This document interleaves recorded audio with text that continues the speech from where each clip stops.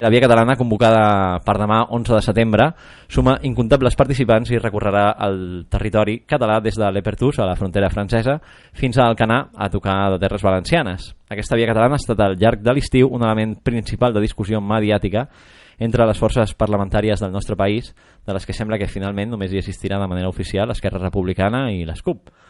D'altra banda, sembla lògic, ja que Esquerra Republicana i les CUP són els únics partits que mantenen en la seva fundació la reivindicació de la independència de Catalunya. Per parlar de totes aquestes veus i reaccions, contem avui amb Xavier Borràs, escriptor, periodista, artista, activista, membre de la Cooperativa Integral Catalana i membre del Consell Permanent de l'Assemblea Nacional Catalana. Bona nit, Xavier. Bona nit. Només he de fer una precisió. Digues. Ja no soc del Consell Nacional, ja fa temps que no en soc. És a dir, el Consell Nacional... La informació estava errada. No és errada, és possible, no? I tampoc no ho heu de saber, no? Però el Consell Nacional, vaig ser membre del Consell Nacional al principi, perquè se'm va votar, i va ser el Consell que va preparar els primers, diguem-ne, estatuts, documents, etc. Però després va haver unes eleccions noves i ja no hi vaig ser, ja no m'hi vaig presentar. Correcte. Continuo, en aquest moment en soc soci com qualsevol altra persona que no sé què n'és. D'acord, molt bé. Llavors així actualitzarem la nostra informació. Gràcies. Et trobes avui a les Terres de l'Ebre, és cert? Encara no hi he arribat. Encara no hi has arribat, vas cap allí per formar part d'aquesta Via Catalana demà. Sí, justament perquè entenc que, així com l'any passat, doncs molta gent de les comarques de fora de Barcelona van venir a Barcelona a fer la gran manifestació de l'any passat, doncs enguany tocava fer-ho al revés una mica, no? I sobretot a les comarques que són més despoblades, no? Que són principalment les Terres de l'Ebre, en aquest cas, en aquesta Via Catalana. No? I s'han pogut cobrir així tots els trams d'aquesta via Catalana? Sembla que sí, que fins i tot sembla que sí, les últimes notícies és que hi haurà gent amb escreix, és a dir, especialment a Barcelona, no cal dir-ho, però també en altres trams. Es pot donar el cas que hi hagi més d'una cadena, per entendre'ns, no? De fet, a Barcelona serà una via desdoblada, no? Desdoblada o triplicada, perquè a Barcelona ciutat hi ha molta gent que no es mou de la ciutat per diverses raons i que, per tant, participarà en molts aspectes. A part de Barcelona també es fan moltes coses, es fan castells, es fa música, etc. Que en altres trams també es farà, també hi haurà accions diverses, no només estar allà palplantats com els taquirots. Esclar, han de passar unes hores i com a mínim fer-ho en un ambient lúdic. Exacte. Com es preveu que transcorri aquesta jornada? Doncs suposo que igual que l'any passat, tot i que allò era una massificació enorme, aquí hi haurà al voltant de 300 i pico mil persones, des de Portbou fins a pràcticament més avall d'Amposta, no? Sí, fins al Canà, pel que jo he vist. Fins al Canà, a les cases del Canà, exacte. Més enllà de les cases del Canà no sabem com anirà la cosa, perquè hi ha una proposta d'arribar fins a Vinaròs, però sembla que el govern espanyol, el govern... Sí, sembla que a València, al País Valencià, s'ha prohibit aquesta Via Catalana. S'ha prohibit, és un exemple més dels governs que tenim veïns, no?, que ho prohibeixen tot i si no, doncs ens insulten. Però bé, jo el que deia és que, pel que fa a la pregunta, que esperem que sigui igual o fins i tot millor que l'any passat des del punt de vista del civisme, de la il·lusió i de les ganes que té la gent de mostrar al món el que volem. Aquesta prohibició de la cadena humana a Terres Valencianes, tot i que se'ns ha donat un argument logístic, diguéssim, sembla que és un argument tan feble que és obvi que és per una qüestió ideològica, no? Efectivament. Avui llegir una petita nota de que fins i tot Rússia va permetre en el seu moment la cadena bàltica, no? La famosa cadena bàltica que va ser el trampolí per la posterior independència d'aquests països bàltics. Pensem en això, no? Vull dir que el totalitarisme, el pensament aquest únic i totalitarista que estem vivint arriba fins a aquests límits, no? De prohibir una cosa tan simple com donar-se les mans, no? En aquest sentit, no s'ha conegut la postura de l'estat francès, tampoc no tenim coneixement nosaltres si hi ha alguna iniciativa per passar la frontera francesa amb aquesta cadena humana. Suposo que es passarà una mica la ratlla, perquè hi ha molta gent a la Catalunya del Nord amb ganes també d'ajuntar-se, però l'estat francès, que va, diguem-ne que és el gran paladí del jacobinisme, ja va demostrar l'altre dia amb la cadena que es va fer amb la cadena que es va fer a París, tocant a la Torre Eiffel, no sé si vau tenir ocasió de veure-ho. Ja va tenir ocasió, doncs l'estat francès va enviar al cap d'uns moments els flics, la policia francesa, per dissoldre el greuge que estaven produint els catalans a París. No? Vull dir que la tònica de l'estat francès no serà menor que la de l'estat espanyol, però com que aquí encara tenim alguna possibilitat de fer les coses més o menys bé, doncs ens en sortirem. Ara, no puc assegurar que havent-hi gent de la Catalunya del Nord que té ganes, efectivament, i són catalans com nosaltres, doncs de poder ajuntar-nos, tinguin algun problema. Esperem que no hi hagi cap problema. Crec que no, però ja t'he donat un referent, que és a París, que és molt lluny de Perpinyà, però no se sap mai. No? Sí, no, l'estat francès mai no ha sigut molt tolerant amb la diferència, diguéssim. Exacte. Aquesta guerra a la que hem assistit, retòrica o d'espectacle entre els partits parlamentaris sobre si assistir oficialment a la via catalana o no assistir, s'assembla a tot allò que va passar l'any passat amb en Mas, que deia que ell no hi aniria però estaria espiritualment, però en realitat totes aquestes qüestions difícils de jo crec que des del punt de vista... Sí, això és una cosa que als mitjans els agrada molt, no? De treure suc i punta, aquest tipus de proclames des de les organitzacions parlamentaristes, no? Però jo crec que en el cas de la via catalana es produeix un fet que és que molta gent passa absolutament de tot aquest enrenou, de tot aquest rebombori, d'aquesta remor que darrerament s'està sentint, no? Segurament perquè molta gent que està, diguem-ne, amb ganes de que la via prengui camí definitivament, no és a dins dels partits polítics. És a dir, el moviment aquest que ha anat creixent en els últims 10 anys ha crescut, diria que fins i tot malgrat els partits polítics. Sí, una mica sí. I per tant es pot dir que és un moviment social en aquests moments hegemònic a Catalunya que està obviant d'alguna manera aquest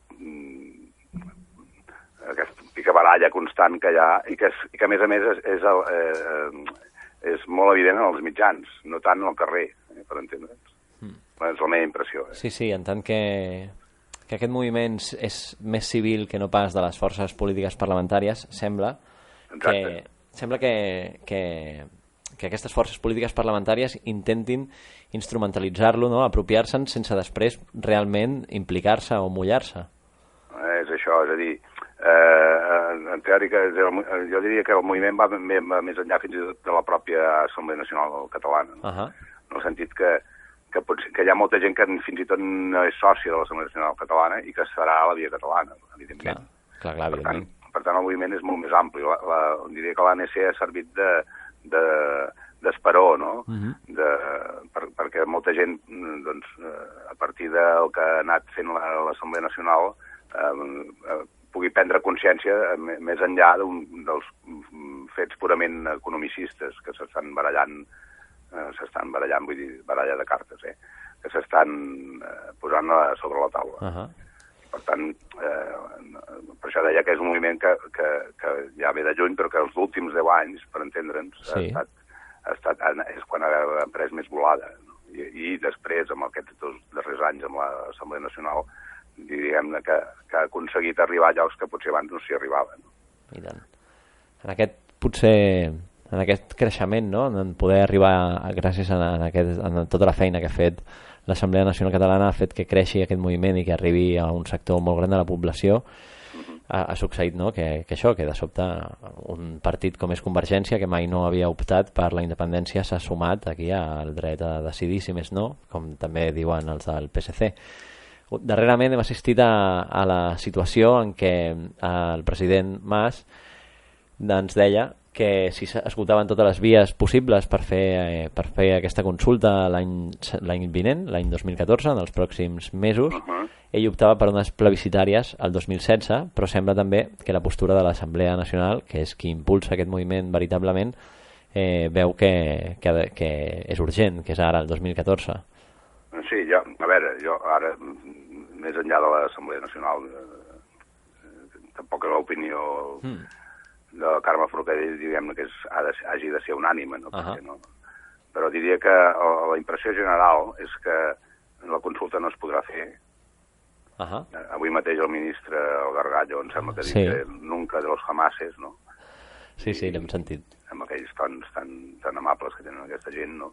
I, per tant, la tesi que ja fa temps que defenso, bueno, no jo, sinó bastanta gent, és que, efectivament, aquestes eleccions felicitàries que anunciava el president Mas segurament s'hauran de fer molt abans del 2016, evidentment, i que del Parlament que en sortís, si surt una majoria suficient, es pogués fer una declaració unilateral com es va fer en el seu moment a Kosovo. Diguéssim que aquest és el gran problema que té l'estat espanyol, i per això l'estat espanyol mai, el regne d'Espanya, mai no ha reconegut la independència de Kosovo. No, i tant, de fet... Si reconegués la independència de Kosovo, que es va produir a través d'una declaració unilateral d'independència, el nostre procés estaria clar. Sí, de fet, és dels pocs països que encara no l'ha reconegut.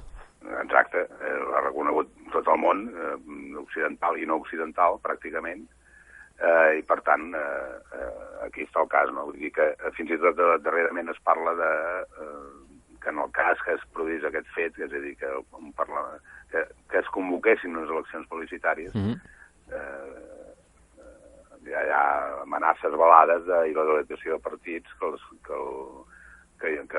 les convoquessin, perquè, segons la llei de partits, això aniria contra la Constitució espanyola.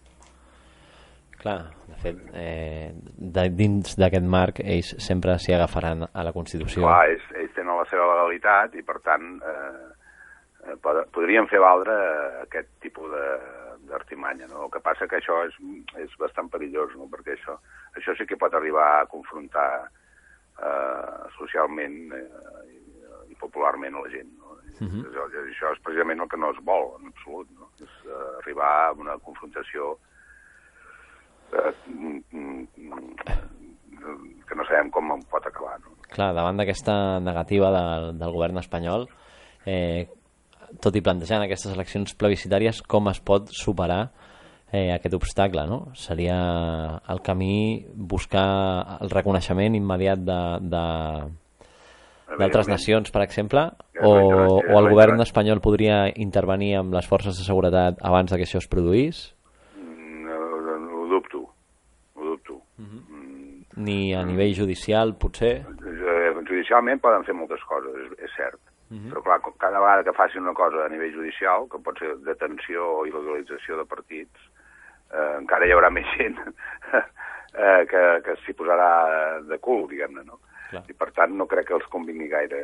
És un atzucac, o un possible atzucac difícil de preveure pel que fa al futur més immediat, no? Però jo crec que jo no veig molt difícil que es pugui fer una consulta, fins i tot encara que fos alegal, perquè no es disposa del cens, el govern de Catalunya no té el cens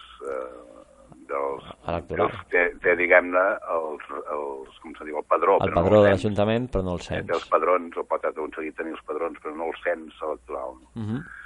I això és molt difícil de poder resoldre. Que ens ho puguin facilitar serà més aviat impossible.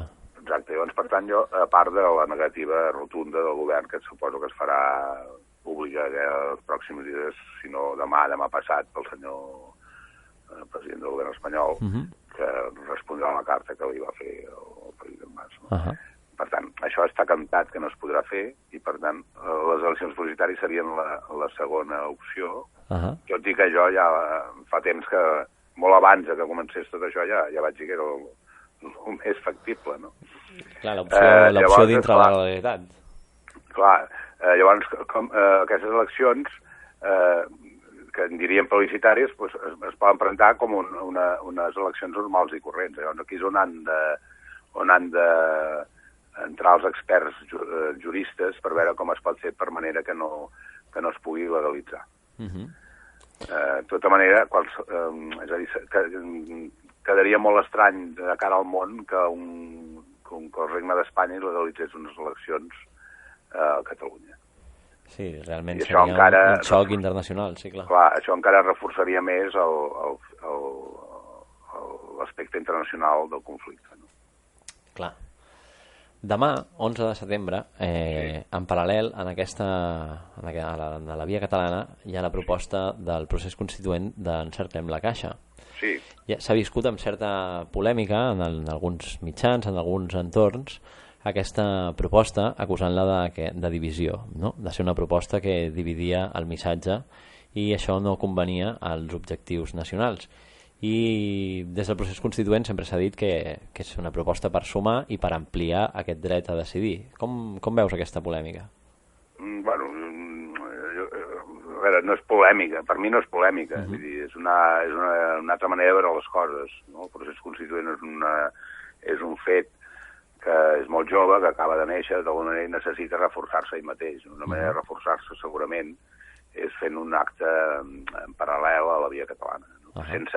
Sense que aquest acte en paral·lel desdigui o sigui un acte en contra de la via catalana. Jo em sembla que les coses s'han de mirar des d'aquest punt de vista, no?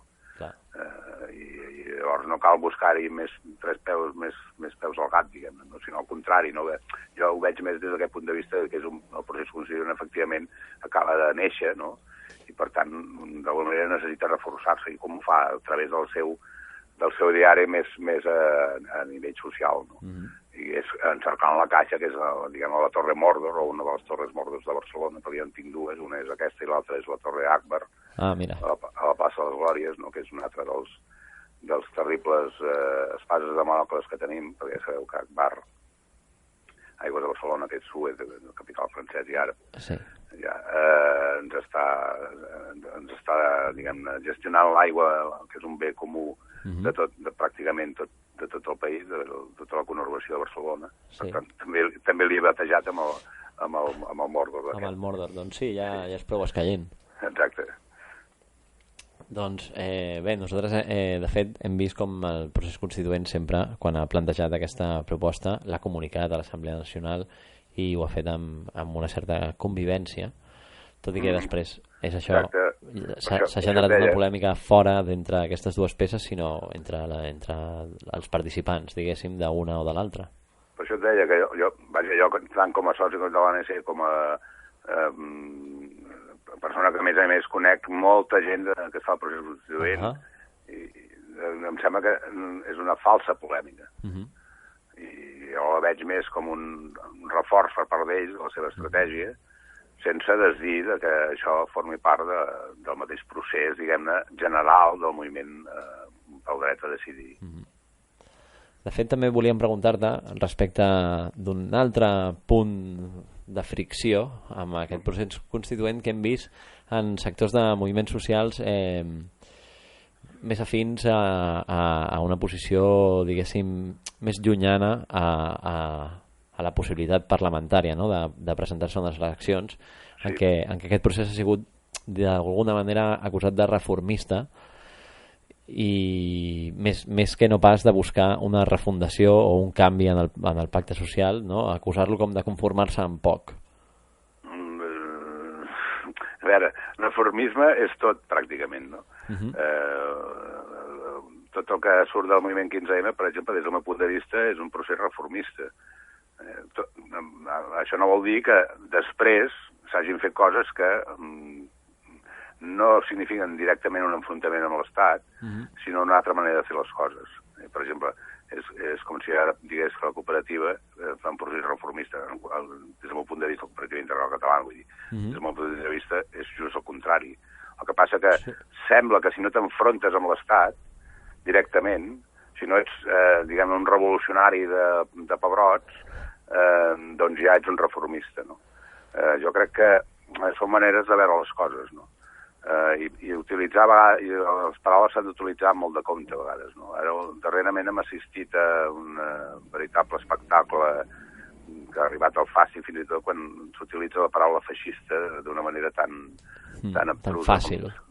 Tan fàcil, no? Aquest és un feixista, aquest no sé què, no? Hem de vigilar molt la manera com expressem el que pensem i el que sentim, no? I hem de reflexionar sobre això, no? L'ús del llenguatge polític és molt important i de gran interès, no? Per tant, parlar de que el procés constituent és un procés reformista, home, no fotem. És un procés que cerca una altra manera de fer les coses, segurament. Potser no tan radical, o no tan radical bé d'arrel, no vull dir, sinó no tan arrelat com altres processos. Però jo crec que titllar-lo de reformista, diguem-ne, llavors amb què ho compares, no? Qui és més reformista, no? Per tant, s'ha de vigilar amb aquest tipus de l'ús del llenguatge, no? Això no vol dir que hi hagin processos que no són, no és que no siguin reformistes, sinó que van per una altra via, que és el de sortir de l'esquema de l'Estat, el sortir de l'esquema actual del capital i fer una altra via. Però es pot donar el cas que en aquest sortir hi hagi gent que està en processos de transició, diguem-ne, i que tant poden estar a la via catalana, com poden estar al procés constituent, com poden estar el que en diem la revolució integral. La revolució integral i tant. Per tant, jo no separaria una cosa de l'altra, sinó que intentaria veure quines són les coses que tenim en comú i que tots puguem avançar davant dels reptes que són molt greus i molt forts que se'ns aveïnen. De fet, sí. De fet, aquesta reapropiació del llenguatge és potser prou important per veure aquestes semblances i on estan les diferències i com podem coordinar i sumar esforços. Exacte. Per acabar i deixar-te ja tranquil, que puguis anar a sopar o fer les coses que hagis de fer. Gràcies. Segons el teu punt de vista, la teva percepció, en aquesta crisi de règim en què ens trobem, quins poden ser els esdeveniments clau en els pròxims mesos? Home, en els pròxims mesos hem d'estar molt atents a tot el que sigui relacions Catalunya-Espanya, tant a nivell del que és el procés de la via catalana com a nivell del que és l'ofec econòmic que estem patint. Perquè una cosa no es pot separar de l'altra i cada vegada es veu més clarament que no es pot separar una cosa de l'altra, no? I per tant hem d'estar molt atents i no desviar-nos massa d'aquests reptes de què parlava abans, no? Els reptes són poder arribar a tenir connexions el més grans possibles amb tothom que està per majors graus de llibertat, majors graus de sobirania, de majors graus de repartició de la riquesa, menors graus de desigualtat, etc., i per poder-hi arribar el més aviat possible i amb les millors condicions possibles. Doncs moltes gràcies, Xavier, per estar aquí amb nosaltres a aquestes hores intempestives. Ja et deixem tranquil. Molt bé, moltes gràcies a vosaltres i bon programa. Moltes gràcies i fins aviat. Salut, fins aviat. Adéu. Expresar en primer lugar que recibo de su excelencia al jefe del Estado y generalísimo Franco la legitimidad política surgida el 18 de julio de 1936. No hi ha futur.